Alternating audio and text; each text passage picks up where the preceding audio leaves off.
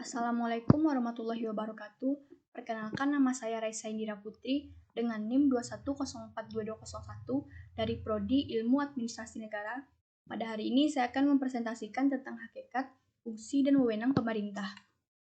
Hakikat pemerintah. Pemerintah memiliki dua arti. Pemerintah dalam arti sempit adalah semua aktivitas, fungsi, tugas, dan kewajiban yang dijalankan oleh lembaga untuk mencapai tujuan negara. Pemerintah dalam arti luas adalah semua mencakup aparatur negara yang meliputi semua organ-organ, badan atau lembaga, alat kelengkapan negara yang menjalankan berbagai aktivitas untuk mencapai tujuan negara. Fungsi pokok pemerintah. Yang pertama adalah fungsi pelayanan. Perbedaan pelaksanaan fungsi pelayanan yang dilakukan pemerintah pusat dan pemerintah daerah terletak pada kewenangan masing-masing.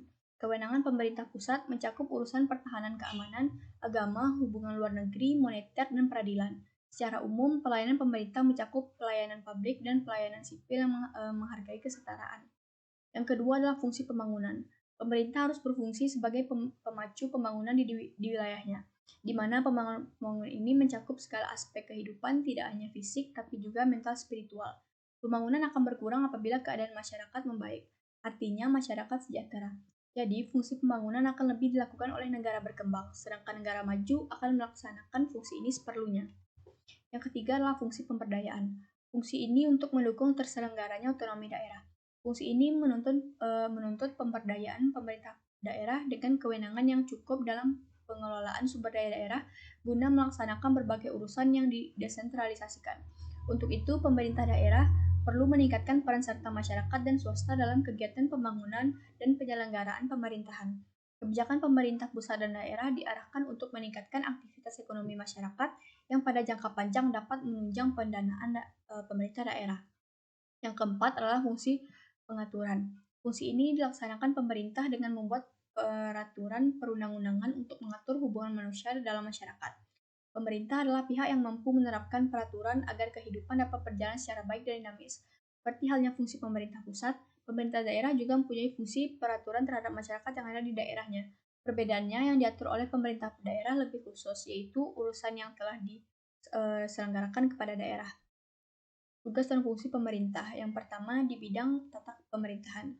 Yang pertama adalah perencanaan perumusan kebijakan pemerintah, yang kedua penyelenggaraan kebijakan, yang ketiga adalah pengkoordinasian pelaksanaan kebijakan. Yang kedua adalah pada bidang pelestarian lingkungan. Yang pertama adalah mengatur tata guna lingkungan, yang kedua perlindungan lingkungan, ketiga penyihatan lingkungan dan lain sebagainya. Yang ketiga adalah bidang administrasi negara. Yang pertama adalah pengkajian dan penyusunan kebijakan nasional tertentu di bidang administrasi negara.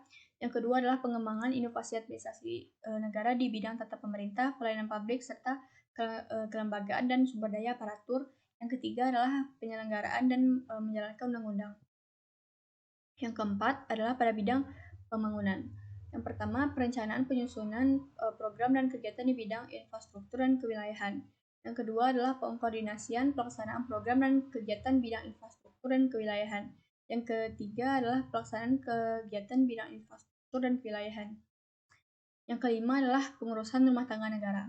Masalah-masalah ini meliputi antara lain kepegawaian, keuangan, jaminan sosial, produksi, distribusi, bidang kesehatan, dan lain-lain.